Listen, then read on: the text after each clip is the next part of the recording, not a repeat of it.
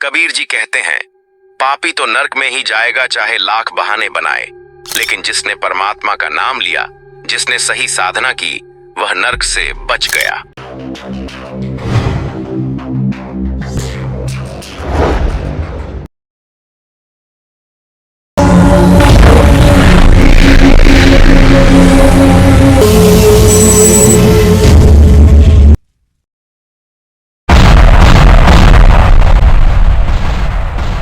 क्या सच में परमेश्वर कबीर जी ने नरक शैतानों के लिए बनाए थे, और क्यों इंसान उसमें जा रहे हैं?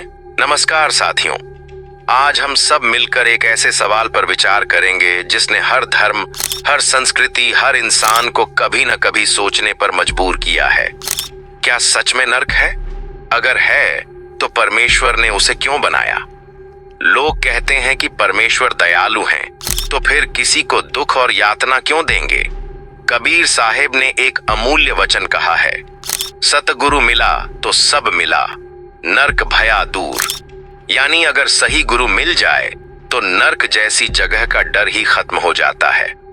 तो आइए शास्त्रों, कबीर साहेब के वचनों और हमारे जीवन के अनुभवों से इसकी गहराई में उतरते हैं।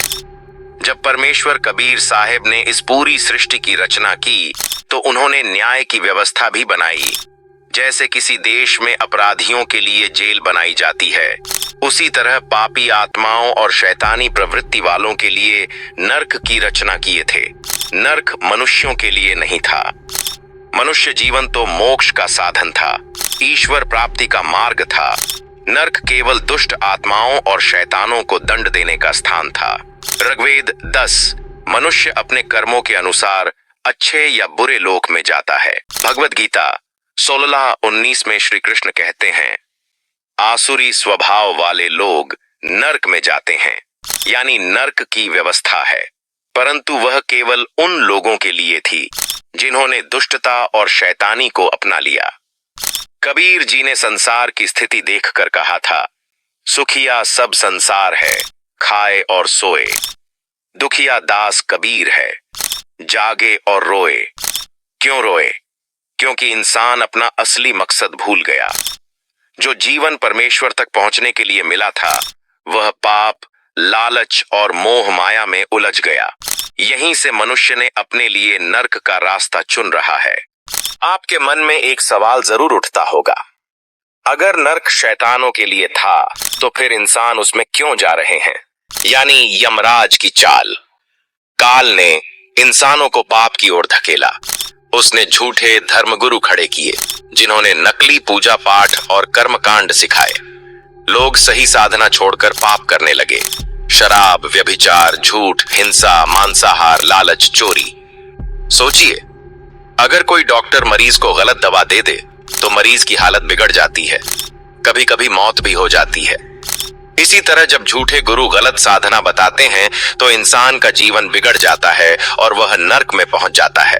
भगवद गीता 9:25 में कहा गया है, जो देवताओं की पूजा करते हैं वे देवताओं को पाते हैं, जो भूत प्रेत की पूजा करते हैं वह भूत प्रेत को पाते हैं। ज्यों इसका मतलब है, पूजा जैसी है मंजिल वैसी ही होगी। गलत भक्ति इंसान को गलत जगह पहुंचा देती है। कबीर साहब ने स्पष्ट कहा, माला फेरत झुग भया, फिरा न मन का फेर, कर का मन का छोड़ दे, मन का फेर। यानी असली साधना मन के विकार बदलने की है। अगर दिल साफ होगा, भक्ति सच्ची होगी तो इंसान नरक से बचेगा। शास्त्रों में और संतों ने नरक की जो स्थिति बताई है वह बहुत भयावह है। उबलते तेल में डालना, यमदूतों द्वारा निर्मम पिटाई कर देना, अंग भंग होना कर देना, भूख प्यास से तड़पना और नरक में फर्क है। जेल में अपराधी को भी रोटी और पानी मिल जाता है, लेकिन नरक में केवल पीड़ा और अपमान है। लोग कहते हैं, अगर परमेश्वर दयालु हैं तो नरक के क्यों बनाए हैं? नरक डराने का साधन है। जैसे पुलिस और अदालत अपराध रोकने के लिए होती है, वैसे ही नरक पाप रोकने का माध्यम है। कबीर जी कहते हैं, पापी तो नरक ही जावेगा चाहे लाख बहाने बनाए, लेकिन जिसने परमात्मा का नाम लिया, जिसने सही साधना की, वह नर्क से बच गया। असल कारण है सही ज्ञान का अभाव। लोगों को सच्चे गुरु की पहचान नहीं बताई गई। पाखंडी साधु महंत केवल कर्मकांड करवाते रहे। असली मोक्ष का मार्ग छिपा दिया गया। आखिर आपके मन में एक सवाल जरूर उठना होगा कि आखिर सही मार्ग क्या है।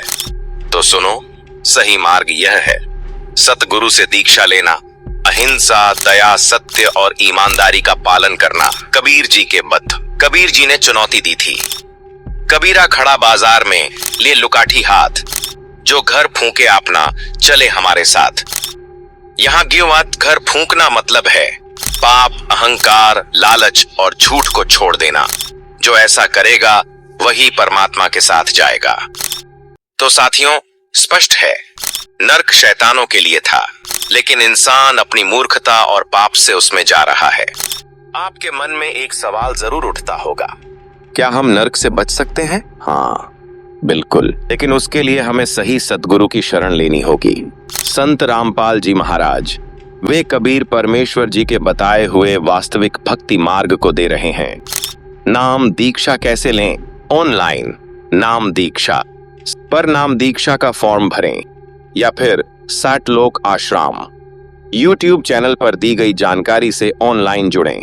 सतलोक आश्रम जाकर आप सीधे सतलोक आश्रम, बरवाला, जिला हिसार, हरियाणा पहुंचकर नाम दीक्षा ले सकते हैं। वहां आपको निःशुल्क नाम, साधना और नियम बताए जाएंगे। Phone, WhatsApp, helpline. आप सतलोक आश्रम की हेल्पलाइन नंबर पर संपर्क करके नाम दीक्षा से जुड़ सकते हैं। नंबर और संपर्क विवरण आधिकारिक वेबसाइट व चैनल पर मिल जाएंगे। भाइयों और बहनों, मानव जीवन हमें केवल इसलिए मिला है कि हम परमात्मा को पहचानें और नर्क से बचकर मोक्ष प्राप्त करें। परमेश्वर कबीर जी ने हमें चेताया है और आज उसी संदेश को आगे बढ़ा रहे हैं। संत रामपाल जी महाराज, मेरा आप सबसे निवेदन है, अगर आप सच में चाहते हैं कि आपका जीवन सफल हो और आप नर्क से बच सकें, तो देर न करें। आज ही संत रामपाल जी महाराज जी से नाम दीक्षा लीजिए। यही एकमात्र रास्ता है जिससे हम नरक से बचकर सीधे परमात्मा के धाम सतलोक पहुंच सकते हैं। सत साहेब।